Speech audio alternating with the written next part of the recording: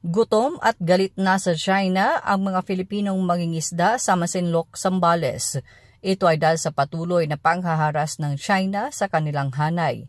Higanting boya effigy ang pinakawalan ng mga mangingisda ngayong araw sa isla ng Salvador. Ayon sa Asosasyon ng mga mangingisda sa Masinloc, patuloy ang harassment at agresyon ng China sa bahagi ng Scarborough Shoal. Nakasulat sa higanting boya ang mga katagang "Atin ang Pinas" na tanda ng pag-angkin ng mga mangingisda sa kanilang pinagkukunan ng kabuhayan.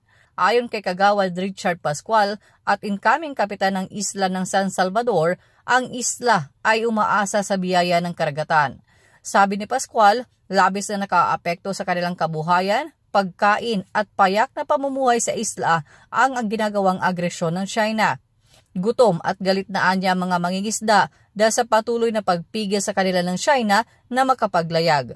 Nagpapasalamat naman ang mga mangingisda sa lokal na pamahalaan at kay Pangulong Ferdinand Bongbong Marcos Jr. dahil sa suporta at tulong sa mga mangingisda, pati na kay Mayor Arsena Lim.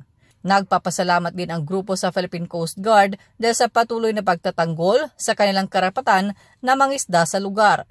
Ayon kay Pascual, ang tanging hiling nila ay ang payapang paglalayag sa karagatan upang buhayin ang kanilang mga pamilya. Chonayu, Radyo Inquirer, bayang nagtatanong, mamamayang nag-uusisa.